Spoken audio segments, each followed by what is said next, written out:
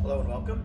Today we're going to take a look at Prime Minister, a game designed by Paul Hellyer, published by GMT Games. And it's a game in which 1 to 4 players vie for power and prestige in Victorian era Britain. In this video, we're going to give you an overview of the game, take a look at the components, and in subsequent videos, hopefully we'll go in more depth into the rules, leaving you at the end, hopefully with the ability to play the game once you get it into your hands.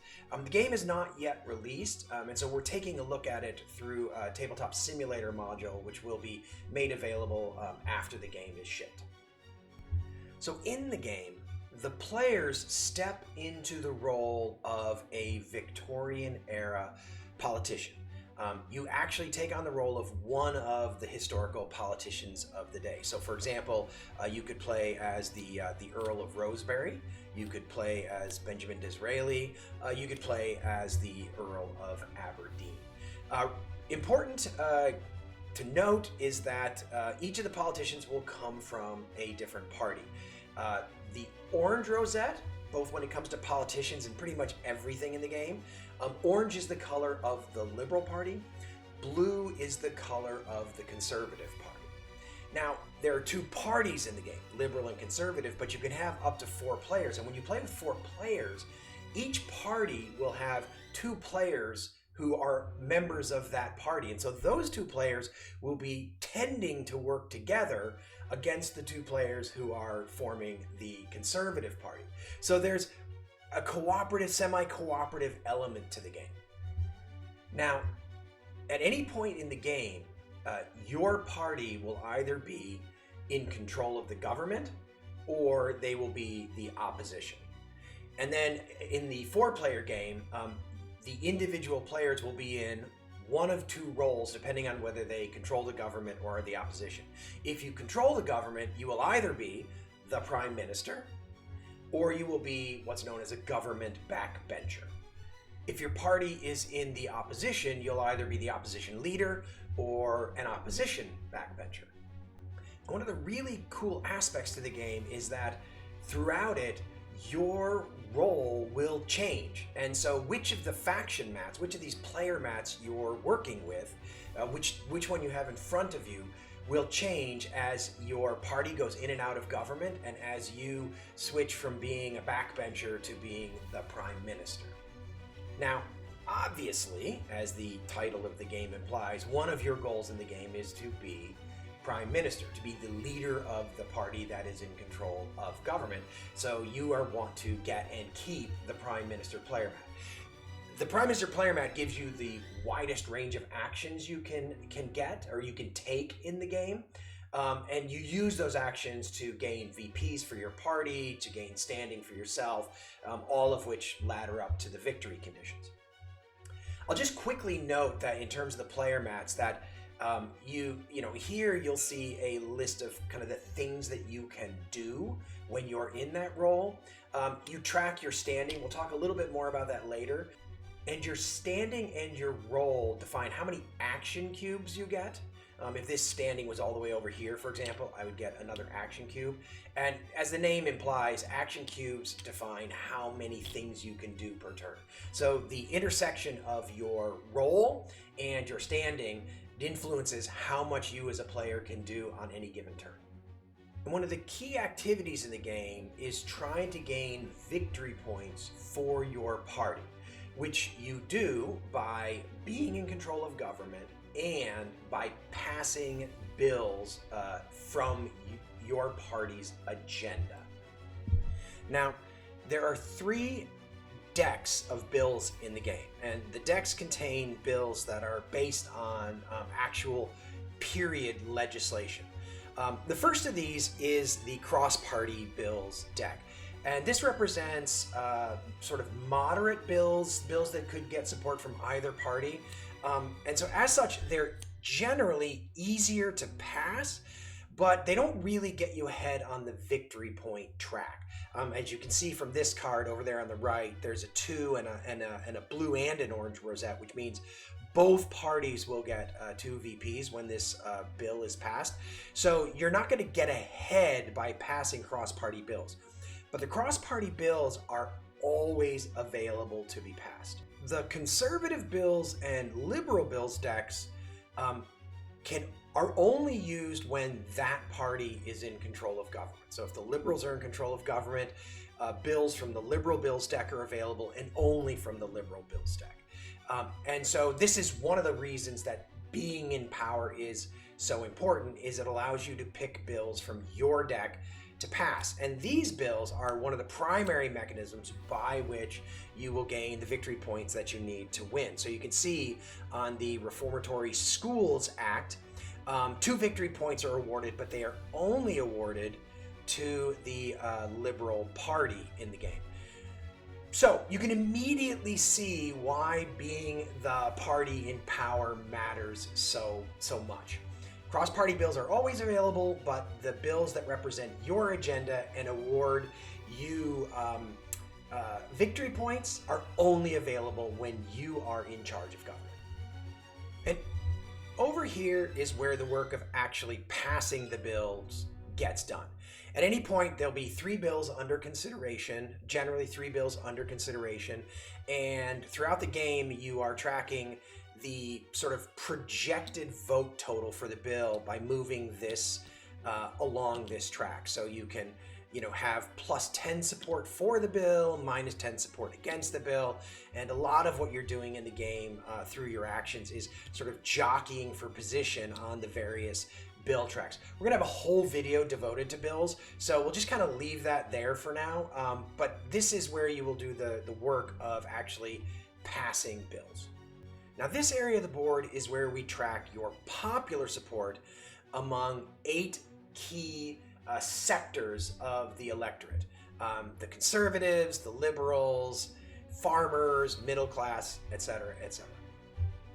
Now a couple of key things to note about this. Basically, the popularity of the conservatives and the liberals is tracked separately on these various areas.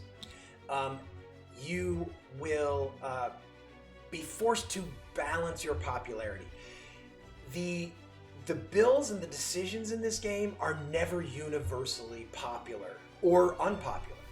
So you can't please everyone. And so one of the strategies in the game that you have to adopt is deciding which sectors of the electorate you want to target and which ones you are not going to target.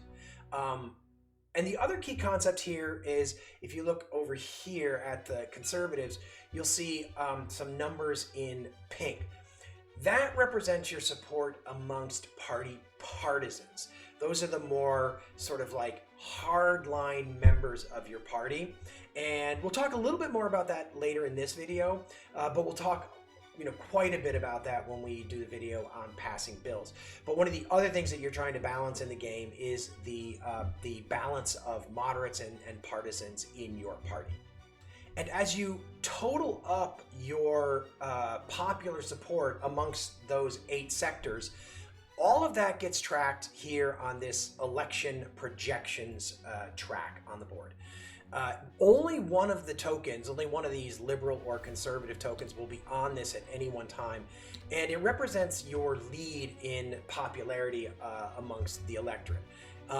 And where you kind of are on this track, whether you're here or all the way down here, sort of it gives you a projection of how well you are expected to do in the next election. And again, we'll go into a lot more details about how elections work, but for now, just know that managing your popular support and timing elections is kind of a crucial concept in the game, and a big part of your strategy and a big part of winning and losing.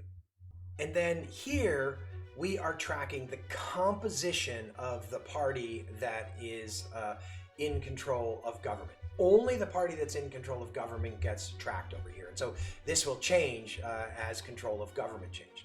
And we're tracking 3 things. The first thing is you're tracking the total members of parliament that you have. So over here we have 330 members of parliament in this example. This represents the hundreds and this represents the tens, obviously. So this is the party in power has 330 members of parliament. In addition, we are tracking the breakdown between the moderates and the partisans, the moderate members of your party and the partisan members of your party. So in this example, we have 270 moderates and we have 60 partisans, right? 270 plus 60 equals 330. So that gets us to our total. And a really critical concept in the game is managing the balance between moderates and partisans inside of your own party. These two groups will support different bills and provide support for different bills. So if the balance between them ever becomes too even, you can actually find it really hard to pass anything, even if you have a relatively large share of MPs in the government. So you're not only trying to manage yourself against the Conservative Party if you're the Liberals, or manage yourself against the opposing party, you're also trying to manage the balance between moderates and partisans inside of your own party. So up to now, all we've been talking about really is parties, the Liberals versus Conservatives aspect of the game. But within the game, you are also in the shoes of an individual politician. And you have a lot to consider and a lot to manage in terms of yourself and your career within the game. So not only is there a breakdown between parties in the game, but there is also a breakdown between each of the individuals in the game. And each of the individuals in the game is tracking their progress and their career. Now, the chief among the things that you are tracking and managing is your standing, which you can see here on the Prime Minister mat. And we talked a little bit about this earlier. And standing represents how members of Parliament feel about you and your leadership abilities. And your standing, first of all, as we mentioned, your standing determines how many actions you can take, but it also, your standing relative to other players might allow you to challenge their leadership position. So, during the game, an opposition backbencher could challenge and become the opposition leader. The government backbencher similarly could challenge and become the prime minister, in which case the two players would swap roles, they would swap mats, and the challenging player would become the prime minister, and the prime minister would become the backbencher for that period of time. It's even possible in the game for the prime minister to be forced to form a minority government where the PM does not come from the party that controls government. How cool is that? And the other aspect, a personal aspect that you're tracking in the game is your favor with the rather stern-looking Queen Victoria here. This represents how Queen Victoria views you personally as a politician. And this is not nearly as important in the game as standing, but there are a few key moments in the game where Queen Victoria can step in and essentially put her thumb on the scale to influence events. And at that moment, you want to be Victoria's favorite, don't you? Okay, so how do you win? How do you win a game of Prime Minister? Well, you have to meet two conditions simultaneously. The first is that you have reached, your party, I should say, has reached 100 victory points. So as you pass bills, as you make decisions, you're going to gain victory points. And a lot of victory point generation in the game, especially in the multiplayer game, has to be done cooperatively, or at least semi-cooperatively. This is a highly interactive game, and part of your strategy is going to depend on your relationships with other players. either your relationship at the start of the game or how that relationship develops over the course of the game. But of course, it's not purely cooperative because only one player at a time can be prime minister, which brings us to our second victory condition, which is you have to be prime minister when VPs are at 100. That's how you win the game, by being the prime minister when your party's victory points hits 100 on this track. And it is possible for your party's VPs to hit 100 when your party's out of power. But it's also, as the victory points approach 100, you can probably immediately see one of the key aspects of the game is going to be jockeying for position as you start to come down towards the end game, because only one player can win in the end. And so as you approach that VP total, and sometimes even when your party surpasses it but isn't in power, there's likely to be some shifting alliances and maybe even some betrayal. So at a very high level, that's the game of Prime Minister. We're going to talk about a few other things before we close this video to familiarize you with them. The first is these three decks. There's three other decks in the game. There's a deck of supporters, and supporters are sort of historical Victorian characters who you can use an activity called Hobnob to get them to support you, and then you can play them to get various impacts, whether that's support for a bill or that's sort of a change in your standing on the popular support tracks. So you can see, for example, the William Howley, the Archbishop of Canterbury. He can affect the standing with the gentry or the conservatives. The G stands for gentry and the C stands for conservatives. Whereas the Duke of Argyll here can affect sort of popularity with Scotland, or he can add some support for a bill that you are trying to pass. And then there's the event deck. Once per turn, as Prime Minister, you will draw an event card and you will have to make a decision to deal with an event, pretty much all of which are based on actual historical events from the period. So, as an example, you might have to deal with the Americans seizing a British ship. You might have to deal with the fact that you arrived wearing the wrong tie. They're not all momentous historical events, but they are events. Or you could have to deal with an attempt on Her Majesty's life. And in each of these cases, you are presented with, generally speaking, up to 3 choices that you can make. You can, in this case, you can choose to ignore the event, in which case you are going to lose 1 standing. You can choose to write an angry letter, which takes one of your action cubes, so you can do less that turn, but it sort of makes sure that there's no impact. Or you can spend 2 cubes, and you'll get +1 to your standing because you're preparing for war. But every turn, the Prime Minister has to draw one of these cards and deal with it as part of managing the government and the nation. And then we have the uncertainty deck. So if you remember when we talked about bills and we talked about the elections, we were talking about projections. So we talked about you can track the projected support for a bill, and you can track the projected outcome of the election. Well, when you actually get around to trying to pass a bill or actually determine the outcome of an election, you draw an uncertainty card, which adds a little bit of variability to the projected results. So you can't count on the projected results. So it's an element of chance during those moments. So as an example, if I drew this card, if I was passing a bill, which is the top symbol, there would be no change. The projected results is what would happen. If it was an election, there'd be a change of +1 to the projected results. Draw another card here just to kind of get a look at it. And in this case, as an example, you would subtract 1 if you were trying to pass a bill, or you would subtract 4 if you were looking at an election. Now, it's really important to note that the range of uncertainty in the game is not huge. So it is possible to be certain that you are going to win an election or certain that you are going to pass a bill.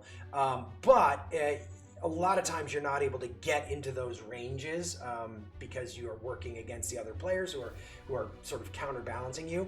But what's cool is this is one of the very few elements of chance in this game. And then finally, as we talk about components, we're going to talk about 2 things. One is the various player aids. And the player aids are as you would expect, up to GMT's incredibly high standard. So there are actually 2 rule books in the game. There's a rule book for the multiplayer game and a rule book for the Clockwork system, which is the solo system. We'll talk about that later. But what I think is really cool about this is that these rule books are completely self-contained. If you are playing the multiplayer game, you only have to read the multiplayer rulebook. If you're playing solitaire or you're playing against the Clockwork opponent, you only have to read the Clockwork rulebook or refer to the Clockwork rulebook. So you don't have to be kind of cross-referencing between them, which I think is a really nice sort of organization. There's also really handy player aids, which will walk you through sort of key sequences in the game that you have to follow. It'll walk you through key iconography in the game, what various things mean. So all of these are sort of like available to the players. And finally, I do want to talk about the solo system, or the Clockwork system. So this is an entire solo system that comes with the game and is built into the game, and it features automated politicians that sort of basically that are based on the same politicians that the players will play. So the same politicians that we were looking at earlier, that you choose from when you're deciding to play the game, each has a Clockwork card which automates the decision making for that politician, and you would be playing against those politicians when you are playing against the Clockwork system. Now, really interestingly, the Clockwork system it obviously enables solitaire play, but it also enables cooperative play against the game. So if you have only 2 players and you prefer to play cooperatively, you could both, for example, choose to be members of the Conservative Party, and then you would play against Clockwork opponents from the Liberal Party. And whether we're talking about solitaire play or we're talking about that sort of cooperative play, it's a really good way of either teaching yourself the game or of refining your understanding of the game, because it really does track the multiplayer experience very closely. And so that is an overview of Prime Minister. Hopefully that was helpful. Hopefully you're interested in this game. We're going to have other videos which will go a little bit more in depth into various sort of rules and mechanics in the game coming up after this. But if you liked the video, it'd be great if you could, comment, like, subscribe, all those various things. But hopefully this was helpful, and hopefully you're excited to get your hands on Prime Minister.